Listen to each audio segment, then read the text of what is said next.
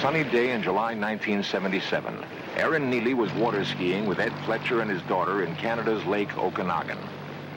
As shown in this reenactment, Aaron was an expert and had skied these waters many times.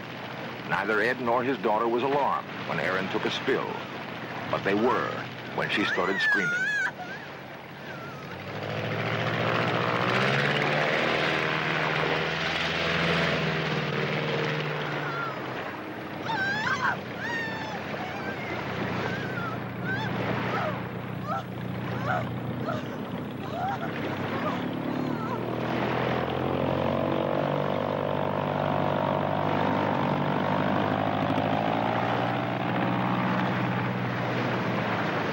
Safely in the boat, young Aaron told a terrifying story of coming face to face with a huge serpent-like monster.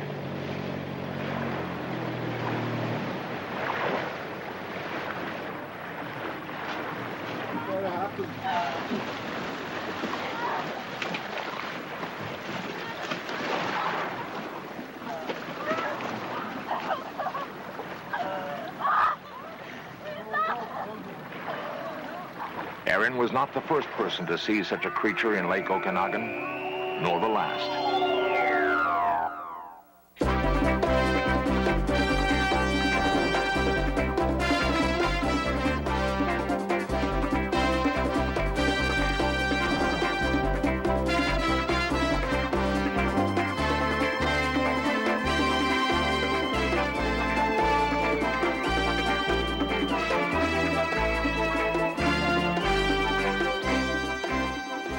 It was a long creature, about 2 feet wide and about 40 feet in length, was on the top of the water. And it was just incredible the way it moved. His head seemed to be the shape of a snake. Eyewitnesses claim that a monster rises from the depths and surfaces unexpectedly. They call him Ogopogo.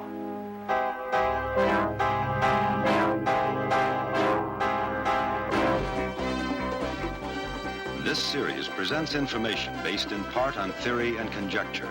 The producer's purpose is to suggest some possible explanations, but not necessarily the only ones, to the mysteries we will examine. Many believe that a mysterious monster lives in the depths of Loch Ness in Scotland. This ancient ruin marks the spot where St. Columba first sighted the creature in 565 A.D. Loch Ness, however, is not the only place where forbidding monsters are reported to dwell.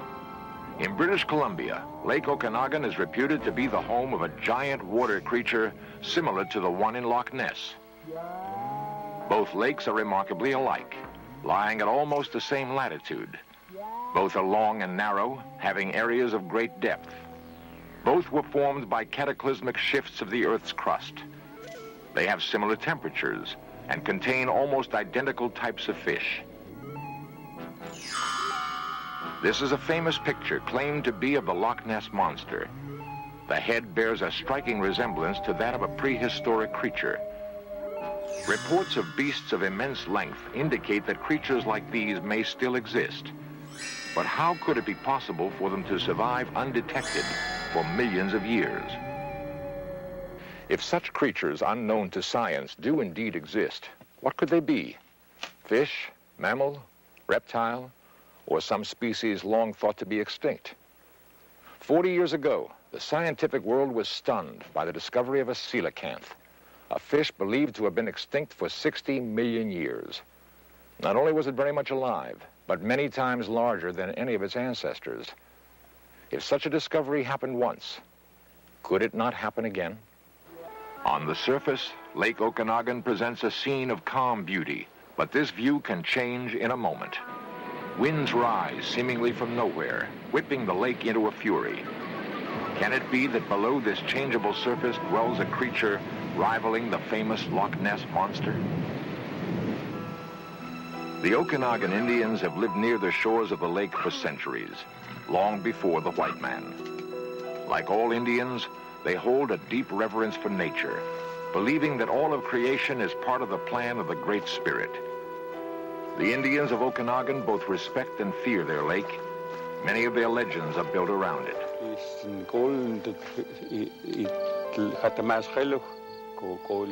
These legends are passed down around the campfires from generation to generation.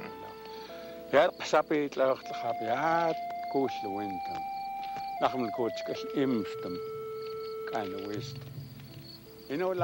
this lake is like a living sacred thing. In an hour or 2 hours, this lake can be a raging body of water, and very dangerous. In this lake, we have the Nchacha'itk, is a serpent that lives in the water, and has been told to me by my great-grandfather, and told to him by his ancestors. In early times, according to legend, no Indian would attempt to cross Lake Okanagan without first offering a small animal to the lake monster. There are stories of those who failed to make such offerings and whose horses were sucked under by a mysterious force. Stories of canoes wrecked and scattered on the rocks. The Indian's offering can be viewed as a spiritual act of sacrifice or as the pragmatic act of appeasing a hungry monster. At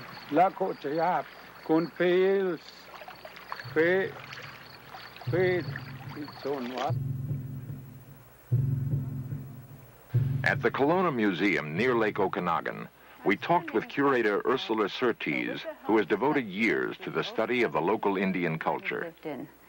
Nahatik lived about midway down Okanagan Lake in a little cabin underneath Squally Point. And Ogopogo, or Nahatik, was a creature that had to be appeased whenever the occasion arose.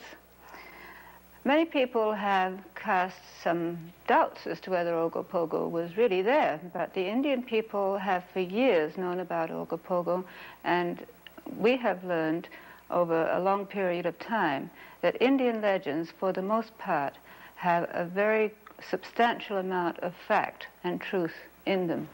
Mary Moon is the author of Ogopogo, the Okanagan Mystery. I first came up into this lake country in 1972 as assistant editor of a magazine to write 7 or 8 stories about this area. And everywhere I went up and down the valley, they kept saying this funny word, Ogopogo, Ogopogo. And I said, what's an Ogopogo? And they said, oh, the snake in the lake. And I said, what? They said, the snake in the lake. And I said, please tell me about it. And they rounded up half a dozen people, 7 or 8 people, of stunning respectability and great enthusiasm and great sincerity. And they told me their stories, and they all hung together. We launched our boat at Peachland. Harry and Betty Staines have often cruised these waters. About 1/3 of the way across, we noticed a commotion in the water to our right, and we turned our boat in that direction. When we got near this area, we noticed this huge creature emerge from the water and was swimming in a northerly direction. When I looked at it, I was just scared to death. It looked so huge. And I remember in particular the fins on the top of it, the bone structures, you know, was just so, really stood out, the white bone structure. And I said, oh, it's got fins, you know, and I said to Harry, let's not go any closer. It just may tip the boat over. It was so big. We've been holidaying in this area for the past 30 years with our family. We've heard of Ogopogo, but we never believed in it. But Betty and I are real believers now that there's a huge creature in this lake. Jeffrey Sherwin remembers. It was a calm day, just like it is today. We were fishing on the lake, my son David, myself, and his 2 friends. Parallel to the shore, we were trolling when one of the boys shouted, "Look at that funny-looking wave." I turned and looked at the strangest-looking thing I'd ever seen in my life. I saw 2 humps sticking out of the water, heading for shore. We watched it for a full 3 minutes. As the object, whatever it was, reached the shore, it was 5 feet short of the shore. I expected to see it walk up out of the water when the whole thing sank. I don't know what it was, but I think I saw Ogopogo. I've been ridiculed about this many times since, But I'll tell you right now, there's no way that I'd make a liar out of my son and his friends. The first time Ed Fletcher and his daughter Jill. Jill and I were idling out in the bay there, and we were about 2 blocks from the shore, and all of a sudden this huge mound came up in front of us. And we shut the boat off, and by the time that the boat had stopped, we had almost coasted up to within reaching distance of it. And that particular day, we chased Ogopogo for about an hour and a half, and out of an hour and a half, we got 5 pictures. We saw just around 50 feet out, just one hump. There was just one hump there. I guess it would have been around 3 feet high, and it was dark. And one of the reasons we believe that we've seen it so many times is because of the boat. The boat has an electrical current developed by the motor going through into the rudder. And this creates what they call electrolysis. And electrolysis is a high amperage which attracts marine life. And the first year that we went out, we thought we were chasing Ogopogo, but we find that Ogopogo's attracted to the boat and it's following us. We've seen Ogopogo 40 or 50 times. At first glance, Ed Fletcher's pictures look like a wave. But a closer look reveals something much more difficult to explain. Intrigued by Ed Fletcher's pictures, our camera team decided to explore beneath the surface of Lake Okanagan in search of the Ogopogo monster. Cal Bevan, in red scuba gear, is a local diver who's made many attempts to find the monster. He agreed to try again. Our cameraman is Barry Heron, an expert underwater photographer. As the lake is over 80 miles long, his chance of filming the monster is slim. Yeah. They decided to dive in the area where Ed Fletcher stated he had sighted Ogopogo many times. Okay, thank you very much. We'll give it a whirl and, okay, let's fire up.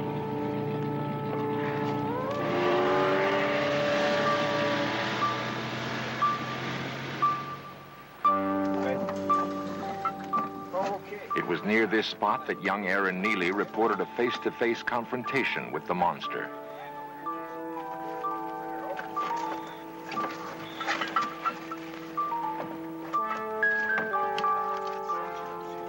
The heavy underwater camera and housing becomes buoyant and easy to handle below the surface.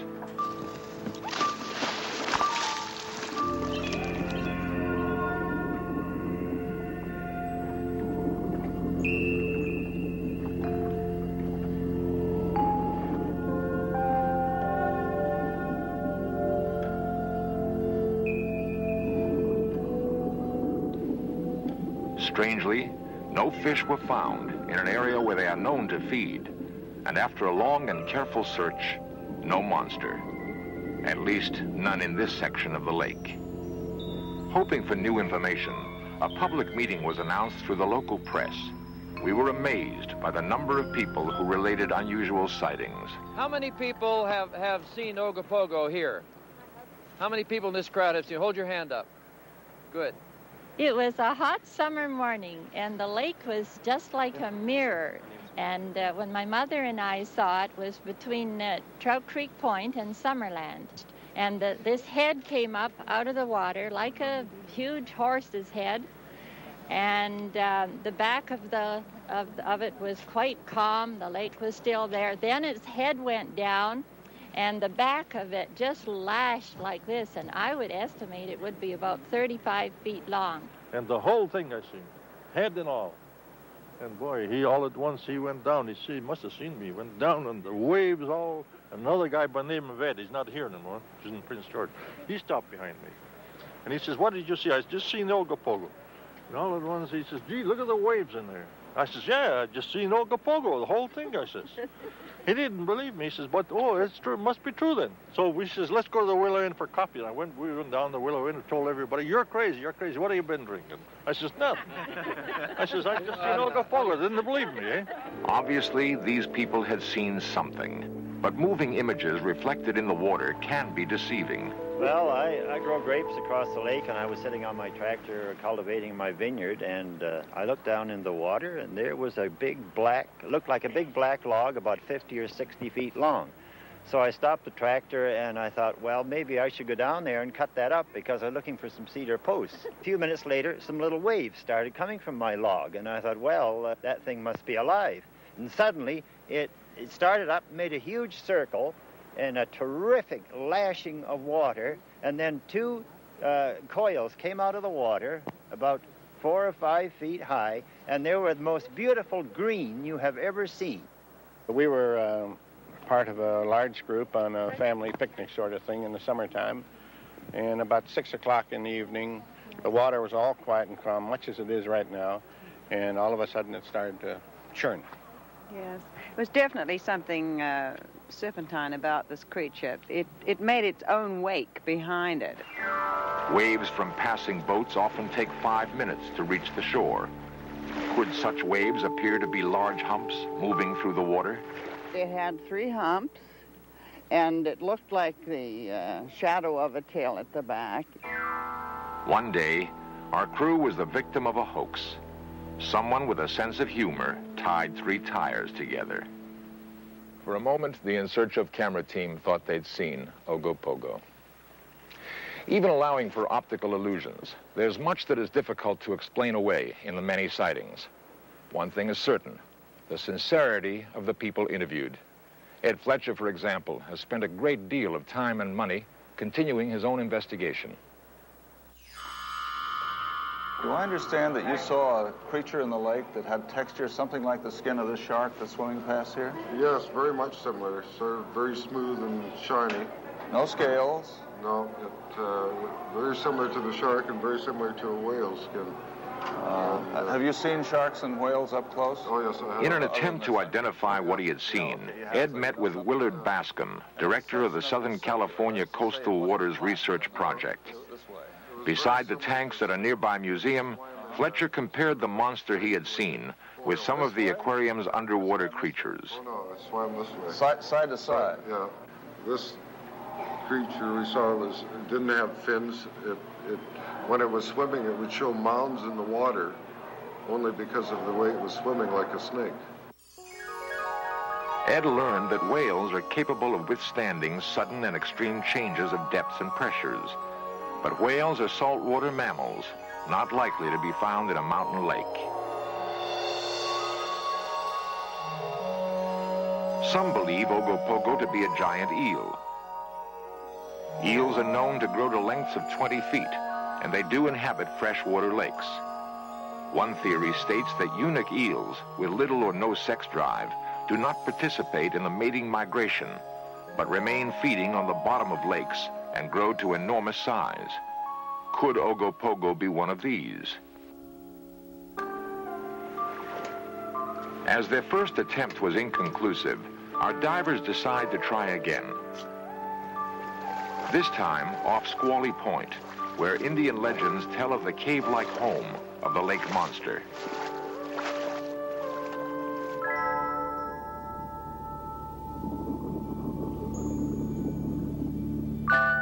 As the divers descended, the water grew painfully cold.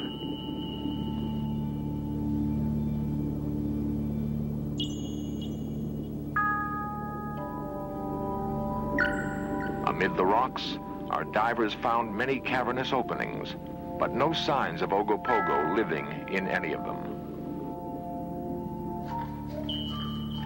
Unable to capture the monster on film, our searchers had one more contact to make.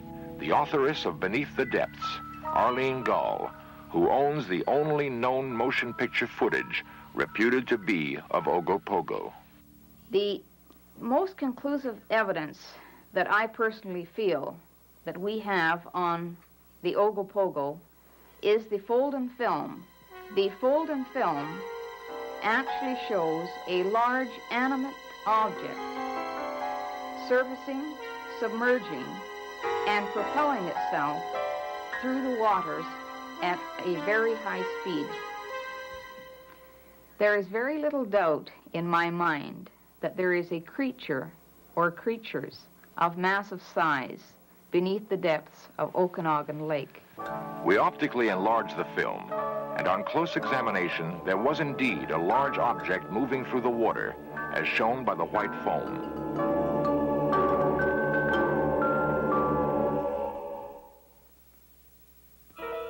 Professor Willard Bascom comments on the conditions necessary for the development of a monster. One of the difficult problems is this is in a fairly small lake, which is only 90 miles long and 2 or 3 miles wide.